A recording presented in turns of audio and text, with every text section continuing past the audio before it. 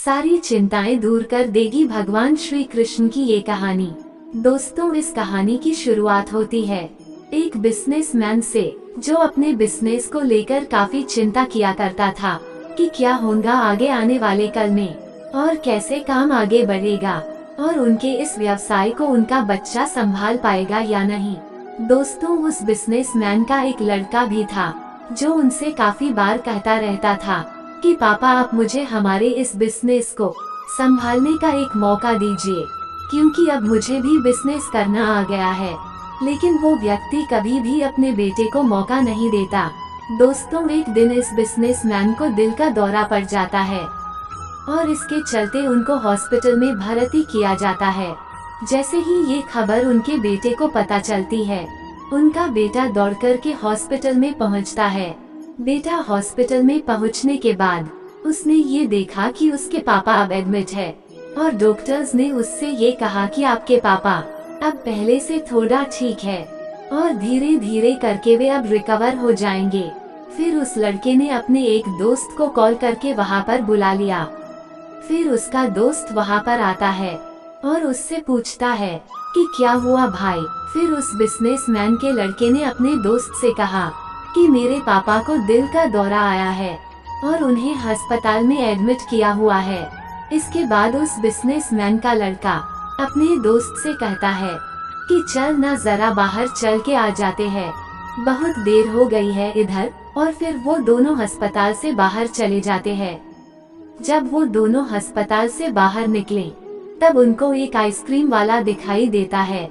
फिर उस बिजनेसमैन के लड़के ने अपने दोस्त से कहा है कि भाई आ जाओ, आइसक्रीम खाते हैं।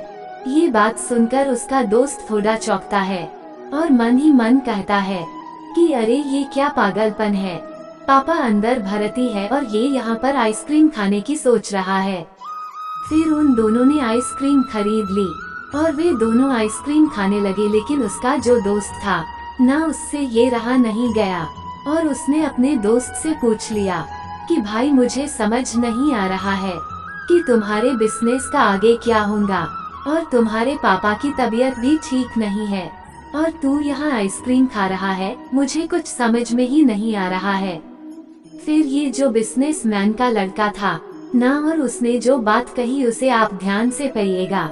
उसने अपने मित्र से कहा कि मुझे ये मालूम है कि तू ये सोच रहा होगा कि मेरे पापा एडमिट है, यहाँ पर आइसक्रीम चल रही है, मजे चल रहे हैं, पर ऐसा कुछ नहीं है।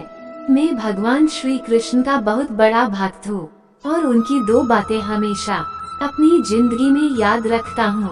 पहली बात, जो हम सबको पता है कि काम करना है और फल की चिंता नहीं करनी है, इसलिए जो होगा देखा जाएगा। मैं सिर्फ अपने काम पर ही फोकस करूँगा और फिर बिजनेस भी अच्छा चलेगा। दूसरी बात, वो लड़का अपने दोस्त से कहता है कि मैं तुम्हें भगवान श्री कृष्ण की कहानी सुनाता हूँ, जो तुम्हें दूसरी बात क्या है वो अच्छी तरह से समझाएगी।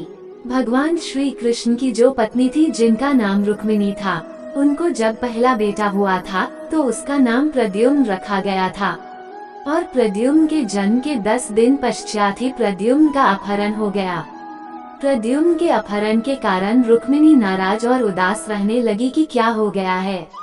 भगवान श्री कृष्ण रुक्मिणी जी से कहते थे कि चिंता मत करो, क्योंकि प्रद्युम्न जहाँ पर भी होगा वहीं पर ठीक होगा। लेकिन इतना समझाने के बावजूद भी रुक्मिणी अपने बच्चे की चिंता में उदास और निराश रहती थी और इस तरह चिंता करते करते रुक्मिणी जी के 18 साल बीत गए। 18 साल के बाद द्वारका में जब प्रद्युम्न की वापसी हुई और जब प्रद्युम्न द्वारका में वापस आए तो उनके साथ में उनकी पत्नी मायावती भी थी। अब समस्या ये थी कि मायावती की उम्र प्रद्युम्न से 20 साल ज्यादा थी। वह रुक्मिणी पहले तो खुश हुई कि बच्चा वापस आ गया और फिर से दुखी हो गई, क्योंकि इतनी बड़ी लड़की से शादी की। इसलिए रुक्मिणी फिर से भगवान श्री कृष्ण से जाकर कहने लगी कि ये क्या हो गया।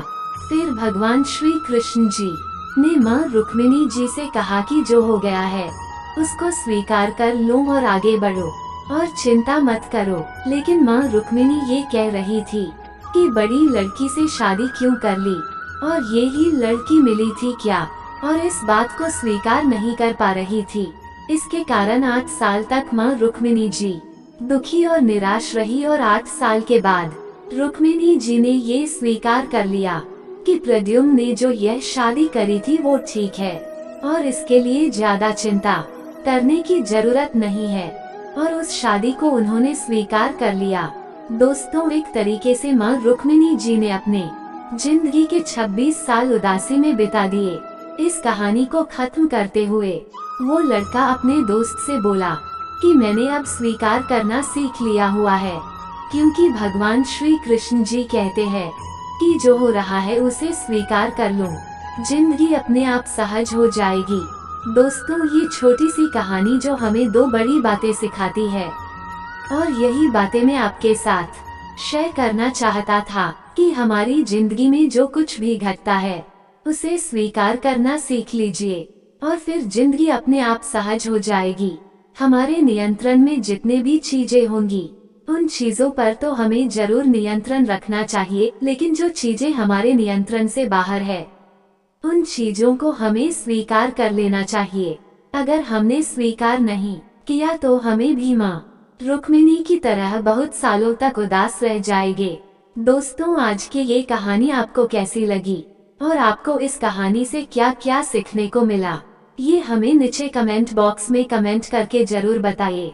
साथ ही अगर आपको श्री कृष्ण की ये कहानी पसंद आई होगी तो इस कहानी को अपने दोस्तों के साथ अवश्य शेयर कीजिएगा।